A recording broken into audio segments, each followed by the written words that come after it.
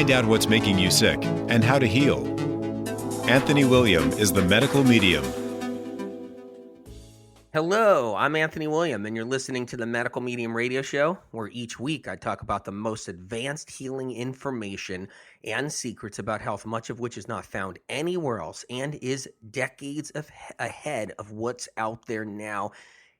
And I've recently been seeing that it's been upsetting a few professionals out there, the fact that the information's advanced and the information is ahead of the time, and it makes certain people feel uncomfortable. It's the last thing I want to happen, or to get anybody stirred up. That's not it. Although stirring the pot gets people to think and it gets people to move forward in different ways, but still, at the same time, when practitioners and healers and doctors, especially doctors, and they go, whether it's alternative or conventional, they go to medical school, they go in because they want to save the world. They want to save people. They want to discover something. They want to know what's causing cancer. They want to know what's causing a disease, what's causing an illness. And that means it's so much. It's incredible, and they go in with compassion, and they go in because they, in their heart and soul, they want to help someone, and they want to have those answers. And that's what's amazing about the health field, and the most incredible part of it, of the journey in people's souls and in their hearts. And so, over the years, I've run across some amazing professionals in the health realm that want to hear the information I have to offer. They want to hear it because they know they've been around the block long enough. They've been there long enough, whether they struggled with their own illness and couldn't find an answer, or they just want answers no matter what or where or how the source is. They want to know what's going on for their patients. And then I've come across, some different professionals that, hey, if it's not in a textbook somewhere, they don't want to hear it. They don't want to know. And that's too bad. It's really sad, because you got to keep an open mind. You got to keep, belief systems, on what I call like neutral the best you can. Because the information that comes from spirit that I've been given the gift to offer is information to consider and truly consider. And I'm not saying, hey, it's the end all or anything. Someone said to me, well, you got all the answers. You got all the answers, Mr. Big Shot. And that's not it at all. I don't have any answers. It's spirit giving me the information. I'm the messenger. I'm the voice also for people who have struggled and suffered for years and decades with no answers and no direction. And that's frightening right there. Not having the right answers, or having a diagnosis that's, not even the right diagnosis, or a label that isn't even correct, or an understanding. I mean, you guys know, if you listen to the show, you've heard enough shows to know there's so much going on underneath these labels and these mystery illnesses. And chronic and mystery illness is so out of control. It's getting out of control more and more rapidly and rampantly.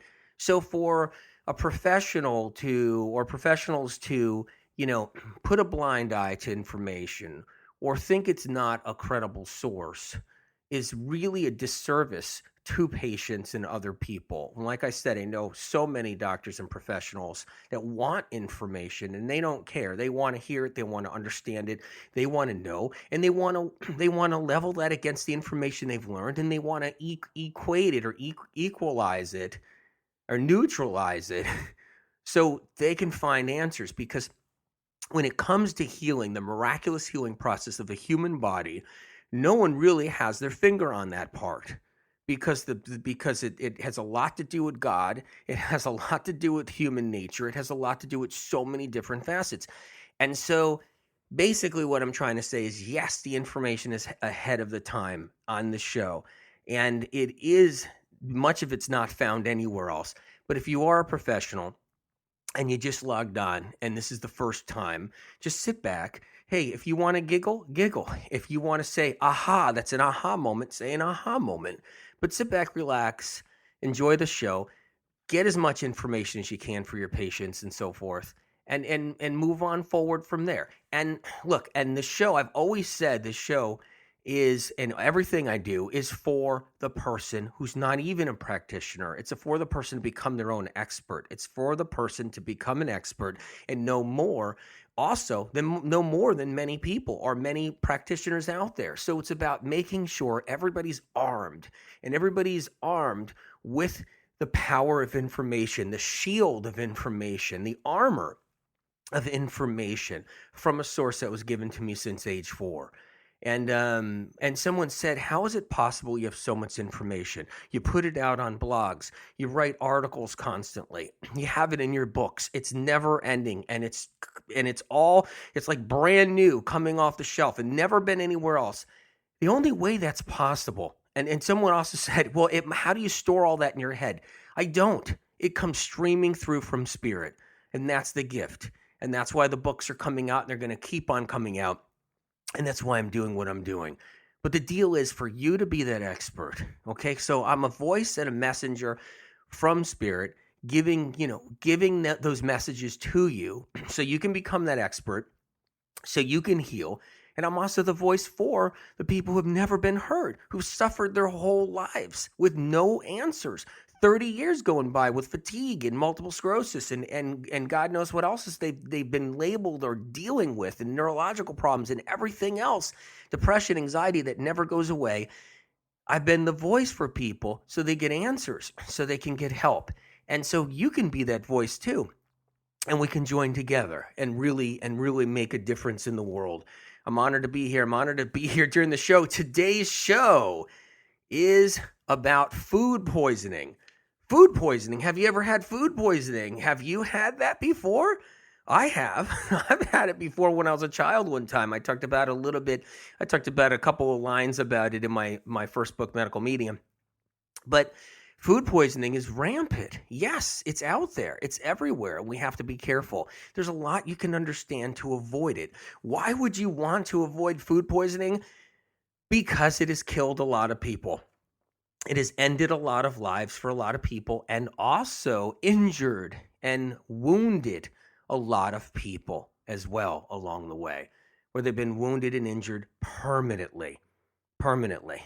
So yes, we want to be careful. We want to look out with food poisoning. So today's show is about, arming yourself with the truth about food poisoning in all kinds of different ways. That's what we're going to cover today.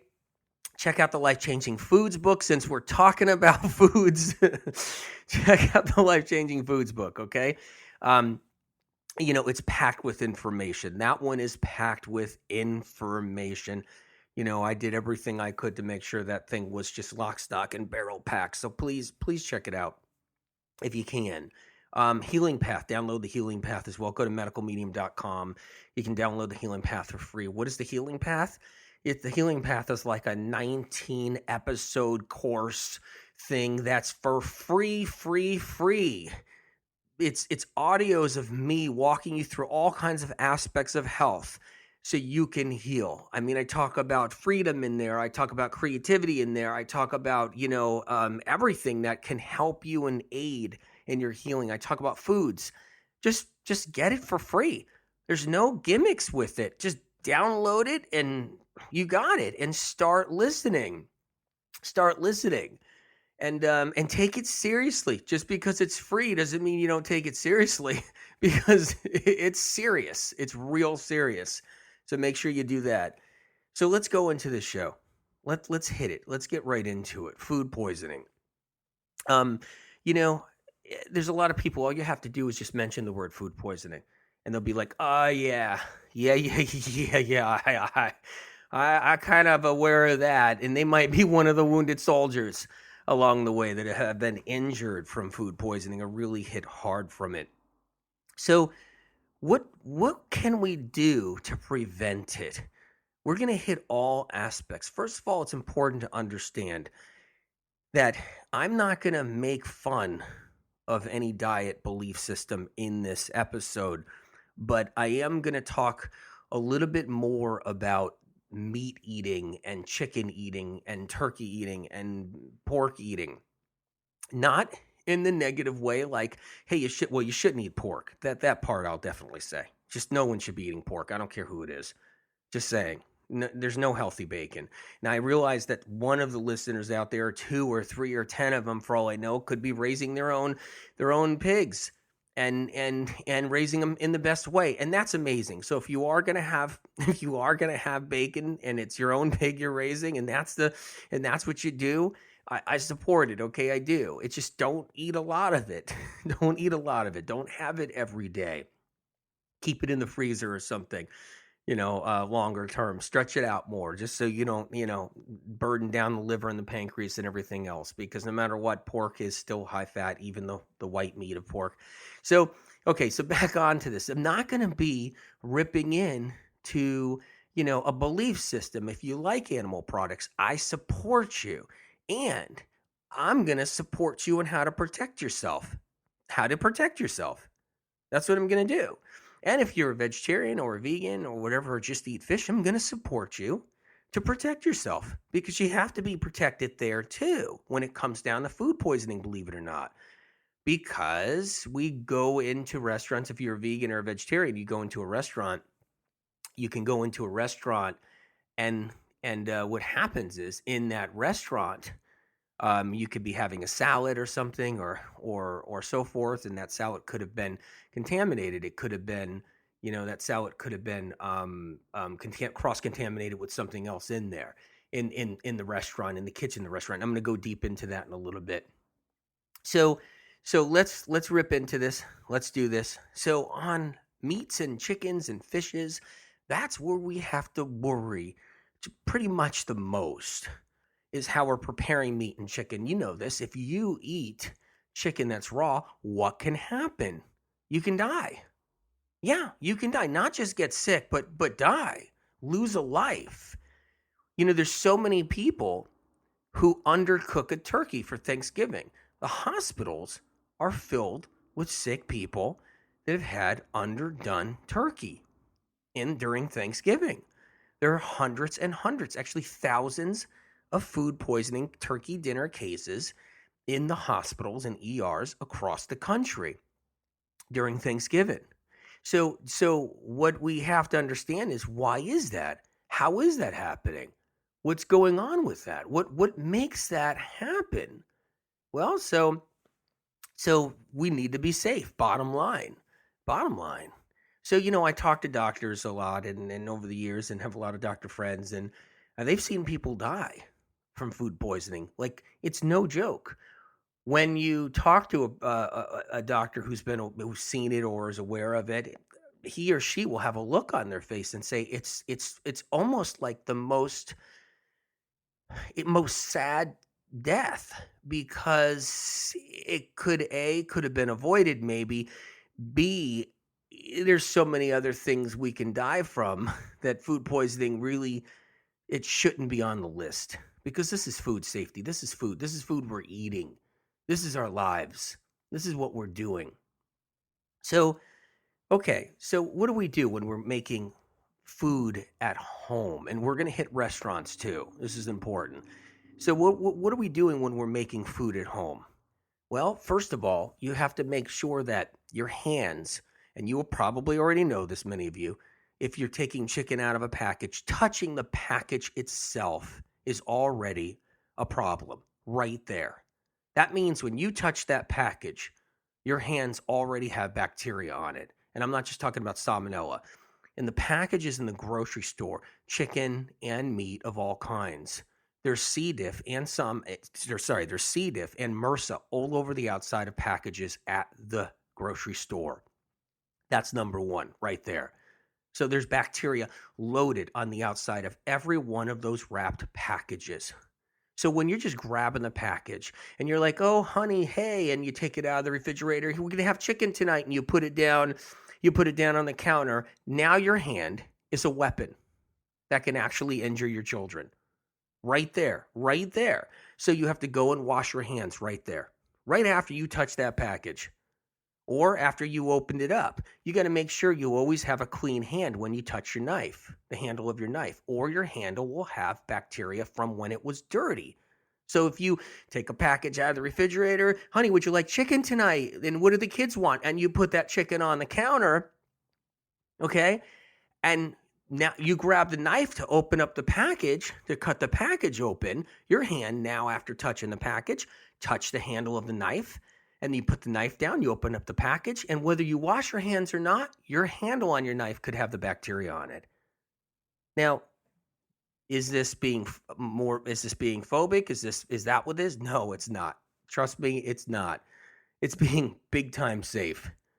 Big time safe. I've seen a lot of food poisoning cases in my day, in the 30 plus years and more, and even before that. And so that's one thing to always be concerned about. So what do? You can do a couple of things. You can purchase those nitrile gloves, those blue nitrile gloves, the ones you see at different places and stuff. The ones where they pat you down at the or you see them they pat you down at the airport if you don't want to go through the scanner, or they have the nitrile gloves at the airport. Everybody's wearing them when they're looking at your ID, when you're walking through, whatever it is. Those nitrile gloves, and you see them at the dentist office. You see them everywhere now. So you can wear those until your chicken is out into wherever you're going to start preparing it or making it, and then tear the gloves off, and you got instant clean hands. That's one way of doing it.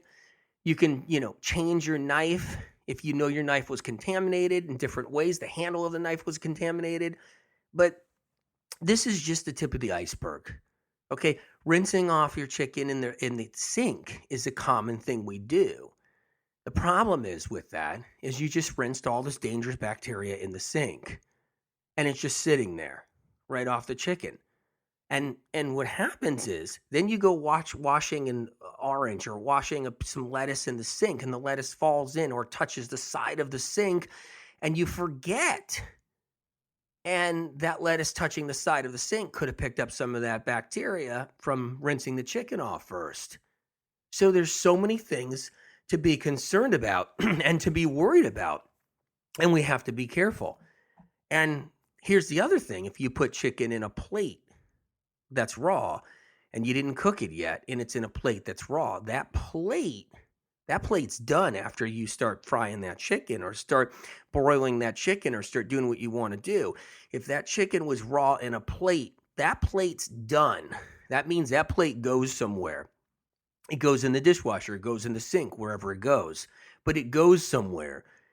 Because you can't put that cooked chicken, once that chicken's cooked, I've seen people put that cooked chicken right on top of that same plate where the raw chicken sat. Same thing with meats. I've seen people have the raw steak, the steak on a plate. They go to the barbecue in the back or the grill in the back, okay?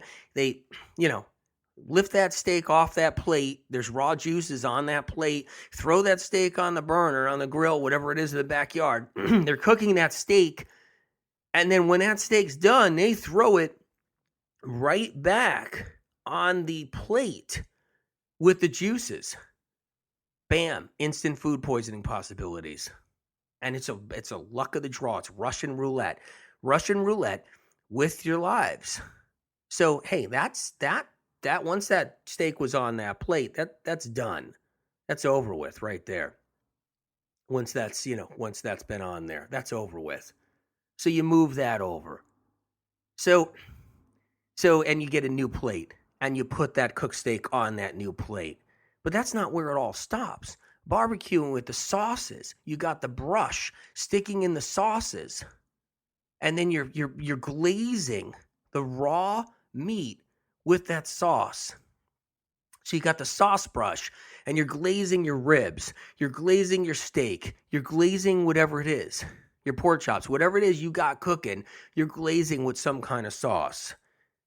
Well, as that brush is rubbing on that raw meat, raw pork, raw chicken, whatever it may be, it's just pulling bacteria off right into that sauce, and you put it right back in your big dish of fresh sauce over there. And the problem is with that is a lot of people stick their finger in the sauce, they taste it after that, boom, food poisoning. Also, another thing that happens, what they do is right after it's been cooked, right after the pork's been cooked, the meat's been cooked, the chicken's been cooked, they stick more sauce on it at the end, which isn't getting cooked now because it's going on top. It's glazing on top after it already did on the raw meat, chicken, or pork beforehand. See, you see how it works. So food poisoning is really easy to get. And what can food poisoning do? Well, it's a lot of different strains of E. coli rip right through your guts, break into your gallbladder, explode it. People lose their gallbladders all the time, run down to the appendix, get you an appendix operation. A lot of confusion happens at the doctor's office or at the ER. They don't know what's wrong. They don't know if it's food poisoning or not while you're in agony and vomiting and diarrhea. They don't know. They just wait. You just wait it out. And the problem is at the ER, there's not a lot they can do, but just stick an IV in you to keep you from dying from dehydration and hopes that your vomiting eases off and the diarrhea eases off. And because I know for a fact by knowing so many professionals and so many doctors and being friends with many good doctors over the years, I know for a fact that, and ER doctors, emergency room doctors, hospital doctors, I know for a fact that when people have food poisoning, it's a matter of time and chance and luck. And doctors know that.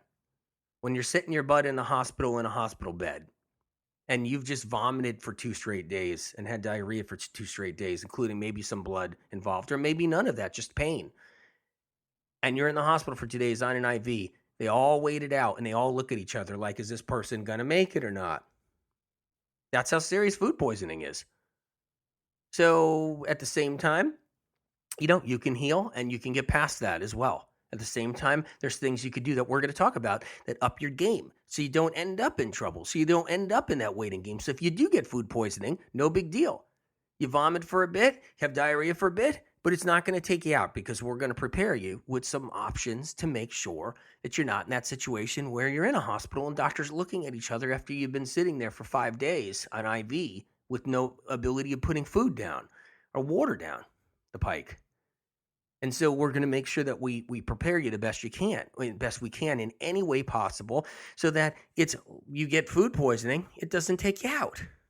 And maybe you throw up a couple of times and that's it. Maybe, whatever it is, but we're going to help you in every way to look out for your family, your friends. It's not about fear. It's not about scaring you. It's about protecting you. It matters. I've protected a lot of people over the years and it mattered. And it protected their lives. When they got food poisoning, they weren't scared because they knew options. They knew how to handle it. They knew how to deal with it. They knew what to do. And so all this matters. Okay, let's go back into contamination a little bit.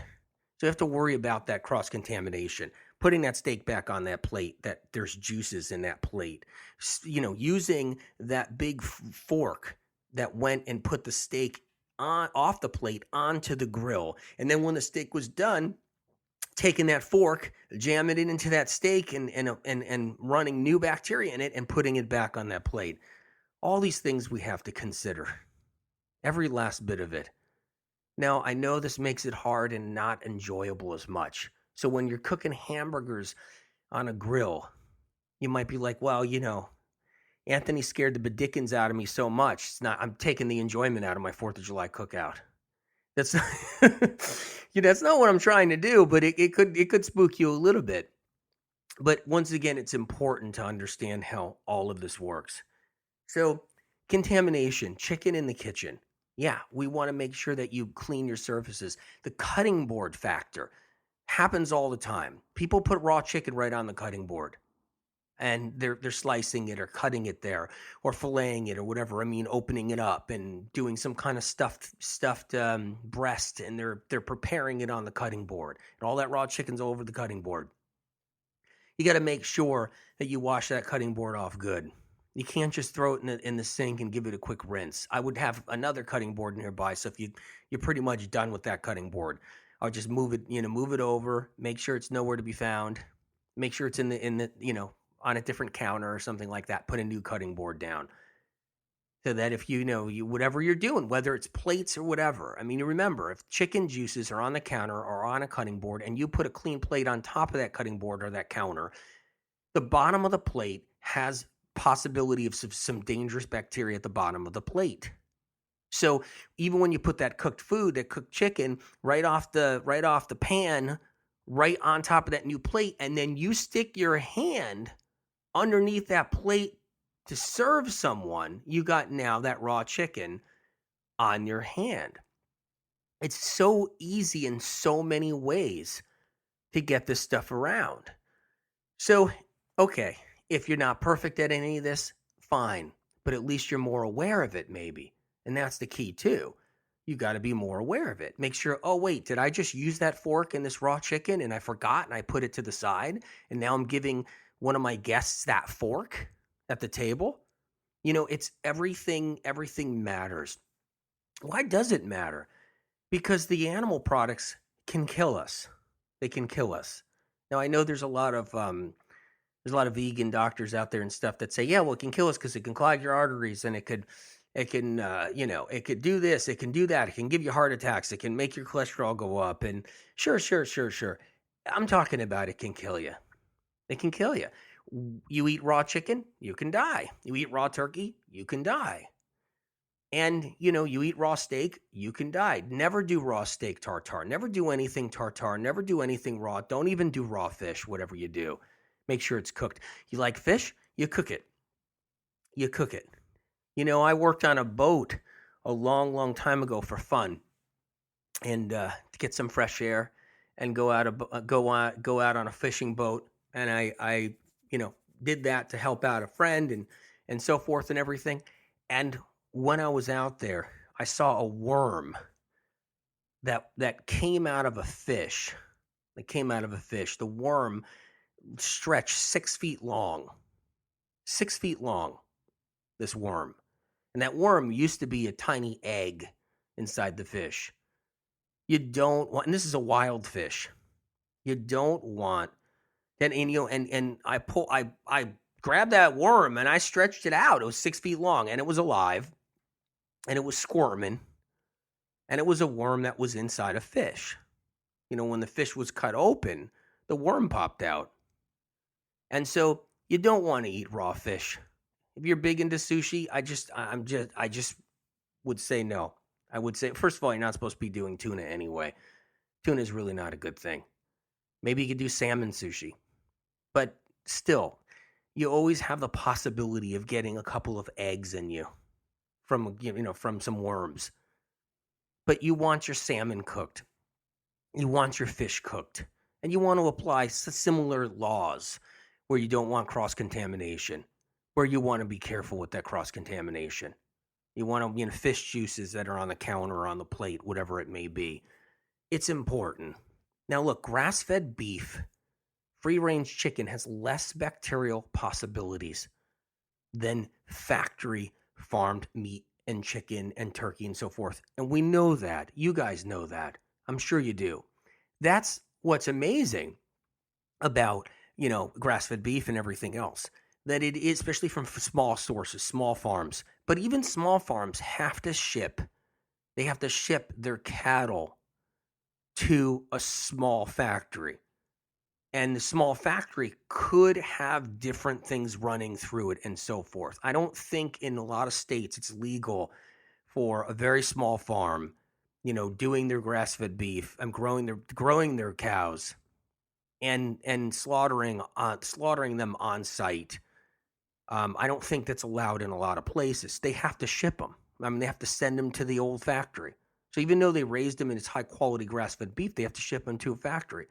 And that factory could be more wholesome, more free-range, more grass-fed in the sense of its nature of the factory and everything around it. But I've seen situations where the factories weren't really like that, and they're running through a lot of different business.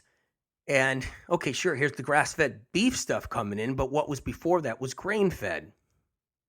And so there's possibilities for cross-contamination, even in the best circumstances of grass-fed and free-range. Now, once again, just so no one's angered, no one's upset, doesn't mean I don't support anybody who thinks that meat's good or doesn't, or a belief system, or they love grass-fed beef, whatever. It doesn't mean I don't support all that. That's not about it. That's about making sure that you're protected. That's what I care about no matter what. And it covers every part of the aspects that we talk about in all that different episodes. So, but there is less contamination with grass-fed beef, free-range chicken. There's less possibilities for dangerous strains of salmonella, dangerous strains of E. coli, and so forth. So all the different, bugs and varieties of bugs that we worry about. And And so that matters, but it doesn't mean it's not still dangerous and the possibilities aren't still dangerous. So we have to understand that. Conventional eggs, the outside of conventional eggs, are loaded with bacteria. Loaded. Salmonella on the outside of conventional eggs. Unconventional eggs, free range eggs, they don't have that on the outside of the eggs. It's rare to none. So that's an example of how much better it can get. Just, I always say don't eat the eggs if you're viral, you got neurological problems, if you got been diagnosed with any kind of autoimmune, whatever it is. I always say don't do the eggs anyway. We know that. So, all right. So we're getting out of the kitchen tricks the whole bit, and kitchen tricks meaning being cautious, the way you're plating things, the knives you're sticking in food, making sure that that wasn't the knife going into raw meat and then sitting there and being used again. You name it, we're being cautious on all of that. So let's go into restaurants. This is important. This is really important. Restaurants, it's hell in those kitchens. I'm just going to tell you right now. What I mean by hell in those kitchens, the pressure is insurmountable in kitchens on the cooks and the chefs. The pressure is unbelievable. The pressure, and I've talked about this with Epstein bars and stuff. A lot of chefs cut their fingers daily in kitchens, whether it's a slight cut, a mild cut, or an old cut that's still bleeding on and off from being banged around with pots and pans. The cuts happen all the time. There's a lot of Band-Aids on chefs in the kitchens. They do throw gloves on when they get cut, okay? But then, that glove, after a day, they take the glove off. The cut's still kind of there. It's still seeping. That happens all the time. And when it regards to Epstein-Barr, that's an easy way to catch Epstein-Barr or a new Epstein-Barr or someone's Epstein-Barr. So I'm going to talk about what to do to protect yourself on that level. But food poisoning, my God, that one right there for kitchens is really what we need to look at as the most important of all. Because in kitchens, they wash all that lettuce in the sinks they wash chicken. I mean, it's unbelievable what happens. Countertops, surfaces are never washed good enough. There's all kinds of things interchanging constantly. You can be getting a vegetarian dish that's in a chicken restaurant or a meat serving restaurant, and you can be getting a vegetarian dish because you want vegetarian. And that pan could literally have been splashed by chicken going into the pan next to it, raw chicken going into the pan next to it for somebody else's dinner. Here's what I recommend. I recommend that if first of all, if you're a meat eater, chicken eater, whatever, in the whole bit, animal product eater, and, it doesn't matter what restaurant you eat in a sense. Okay? Well, unless it's a fast food restaurant with fried food and everything else, that's ridiculous. You know what I mean? Getting in a good restaurant, a decent restaurant. If you're a vegan, vegetarian, plant-based person, don't ever eat in an animal product serving restaurant. Then you can really protect yourself. But, okay, say you have no choice as a plant-based person and you have to go out with family and friends and they also serve chicken and whatever there. So, and fish. So, never eat raw, ever, in a restaurant as a plant-based person that's serving chicken or meat or anything else. This is critical to know because you're going to get your raw salad, but your raw salad was made by somebody with bare hands that just held a chicken because they're under so much pressure. There's no rules. It is literally it's like Mad Max. It's like there's no rules. It's like Escape from New York or whatever. We're talking about it's, the old movies. There's no rules in those kitchens. When stuff's flying, everything, and maybe there are a couple kitchens that have it down pat, but there's a couple of kitchens, sure, but there's hundreds and hundreds of kitchens where it's all about get this ready, get this done. People want this now. Short-staffed, high pressure, you name it. So if you're plant-based, you never eat a salad or anything raw in a animal product restaurant unless you ordered a avocado, but they didn't cut it open. You cut it open at your table. You cut it open. Say, do you have an avocado here? Bring me an avocado. Bring me a couple of avocados. And you cut them open right there. And you scoop them out on top of your plate. That's just an example. That's one way of eating out there. But hey, that's no fun. I get it. So what you do is you order cooked. So if you're plant-based, for example, if you're plant-based and vegetarian and so forth, you want to order cooked. There's no question it has to be cooked. But that's not all. It has to come hot. Has to come hot. You can order a cooked dish. They might have a couscous dish or something, or a quinoa dish in a restaurant, fancy restaurant that's also serving all kinds of animal products. But that quinoa dish has been cold, sitting in the refrigerator. It was already pre-made a day before. Okay, and they say, oh, this numbskull wants this numbskull's a plant-based person, and they want now the quinoa dish they're picking. We can't make fresh quinoa right now. Let's pull the pre-made quinoa dish out of the fridge. It was sitting right next to all the chickens and raw chickens and raw meats. Let's just warm it up really quick in the microwave, or we'll warm it up in the pan really quick, and it's right there on the pan. And a lot of times it doesn't get heated all the way through. Then in restaurants, they have sauces, lots of sauces in squeezy bottles.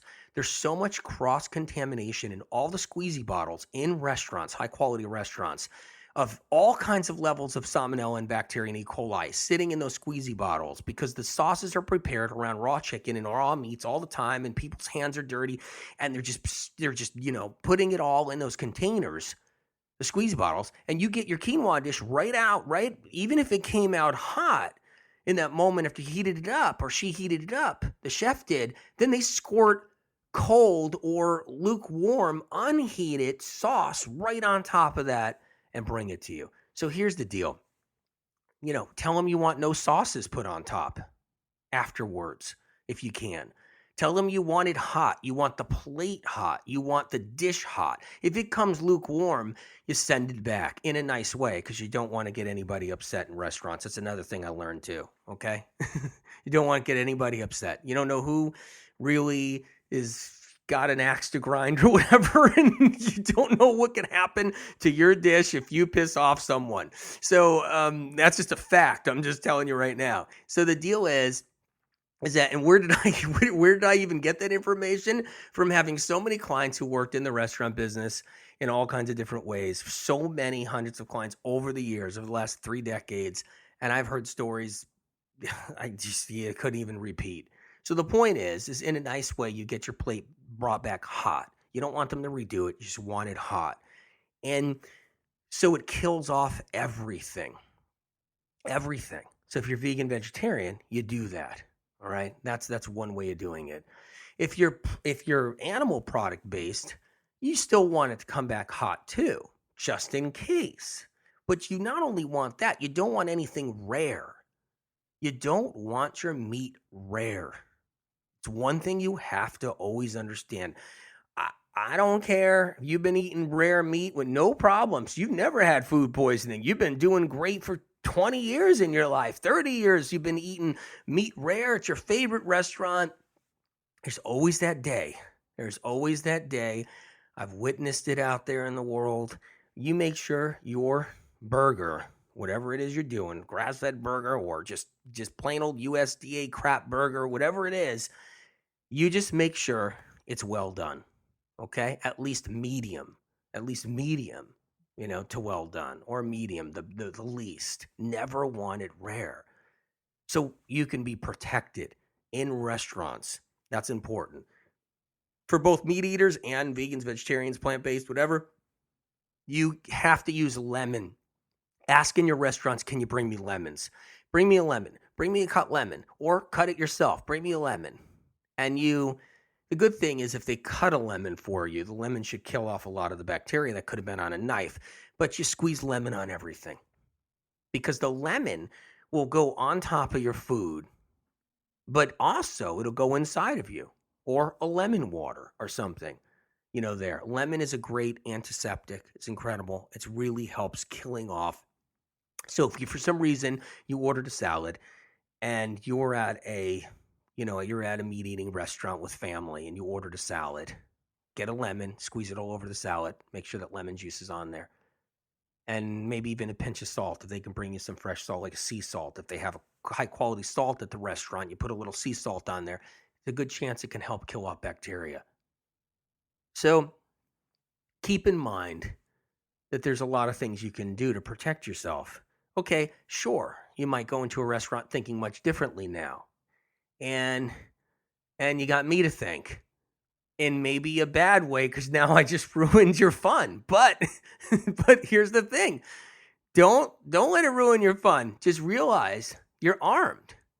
It matters. You're armed.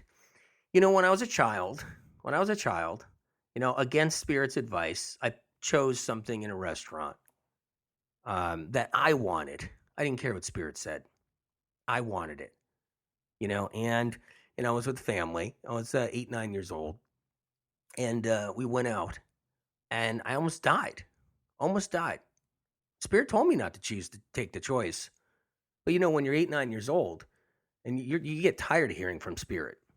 You get tired. If anybody's read the first book, you'll know. You'll know. If you read the first book, you read the first chapter, Origins of the Medical Medium. And so, I just said, hey, I want what I want. That's what I don't care. I don't want to hear Spirit on this one. I'm out with family. I'm out. I'm happy. I want to have what makes me happy. And so, I ordered something and it nearly killed me. It was agonizing, absolutely agonizing. And there was nothing anybody can do. You go to the ER, there's nothing they can do. They just look at you. If you're in that much agony or in that much pain, there's nothing they can do with food poisoning. You can stay there or go home in that kind of agony. But if you go home and you get dehydrated, that's a problem too. So you stay in the hospital and you get hooked up to IV, and that's the most they can do. And that agonizing pain from E. coli or any kind of bug wrenching into the linings of the colon, wrenching into the linings of an organ is brutal. And so it's no joke. And I got away from it. I got lucky. I was still sick for weeks. And it wasn't until Spirit said, look, you have to get pears from your great-grandfather's tree, and you have to eat just pears only, and only pears. And I recovered rapidly because of it. I had Spirit to thank for that, of course, to be there. But Spirit gets mad at me many times. And someone said, well, how can Spirit get mad? Spirit's supposed to be the source. No, Spirit gets upset with me, absolutely. Spirit knows that, hey, I made the choice against Spirit. Spirit wasn't pleased at all. And then Spirit had to get me out of it and yank me and pull me out of it. And yeah.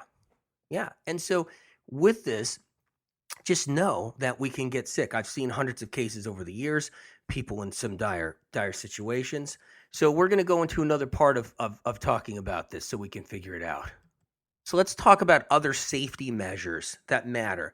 Garlic in food. Garlic in food's really important. So say you're just, say you love animal products, but you also like a salad too, and you're in that restaurant.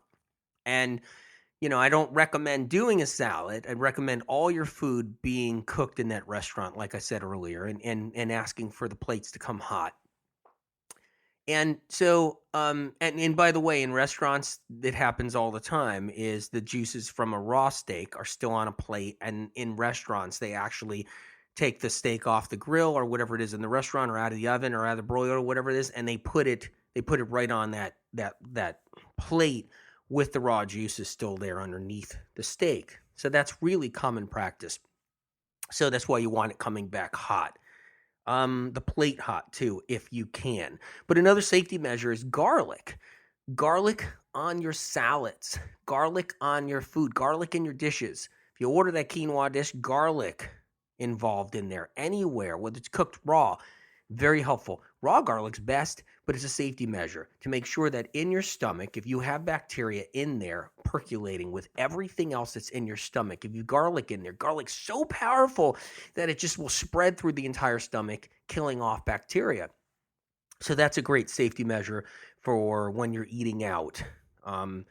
Another safety measure, before you eat out, oregano capsule. Take an oregano capsule. Take one. All you need is one. And it could mean saving you from food poisoning. So, hey, going to go out to lunch with everybody or whatever it is, have an oregano capsule before you go out to lunch. That oregano capsule will open up. It'll be in your stomach, nice and ready. Food will go down. It'll disperse all around the food. Very helpful. Becomes a safety barrier. So Salmonella and E. coli can't run amok and start becoming really unruly. And because it'll run right into that oregano oil. So that's a secret weapon. So I want you guys to focus on that if you can. So the oregano is important. Time on your food, but it's hard. Restaurants, you ask for some time. That's a tough one. What can you do? That's a harder one to do. But peppermint, believe it or not, peppermint tea is always in restaurants. Peppermint tea is antibacterial. It's antibacterial. It's not really antiviral too much, but it's antibacterial, which just reminded me. So the whole thing, the reason why you want your plates coming back hot, your food coming back hot, in case the chef does have a cut finger that they've been kind of nursing and it's been seeping over time and getting into different food and everything else, just in case the chef has mononucleosis, doesn't know it, and is sweating, dripping sweat into your food. That's another thing too.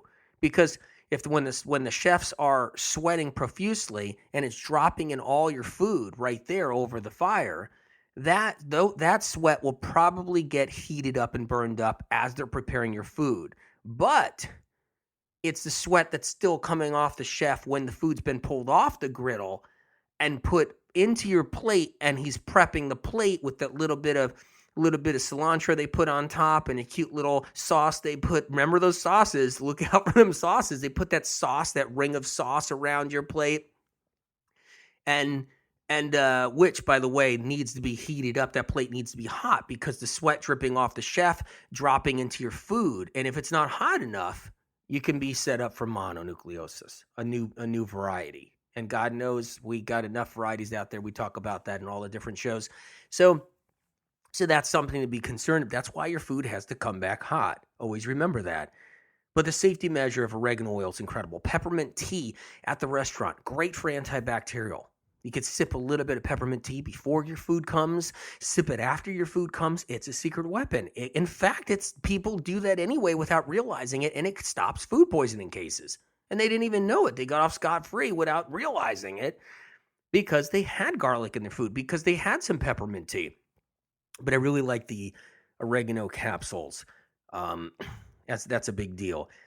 So here's the deal. You get sick, you get food poisoning, you're vomiting, you got diarrhea. There's not much you can do, but you can try to sip coconut water.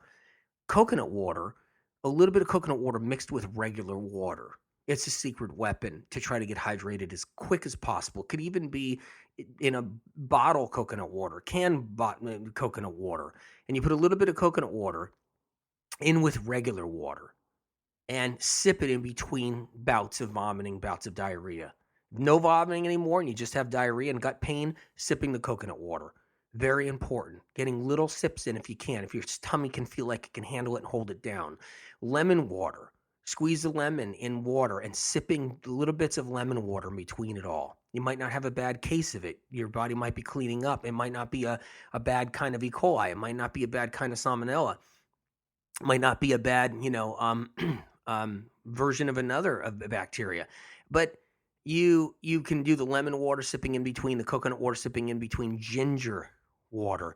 Ginger tea in restaurants. Regular conventional restaurants that serve salads, meat, whatever, plant-based options and, regular meat eating options often carry ginger tea lately. So, you can call ahead and say what kind of herbal teas. You could bring your own tea bags.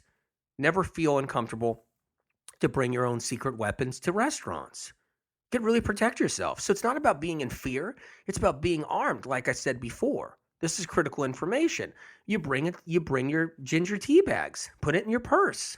Put it in your wallet. I don't know if it goes good in the wallet. Have it in your pocket when you're going out to dinner.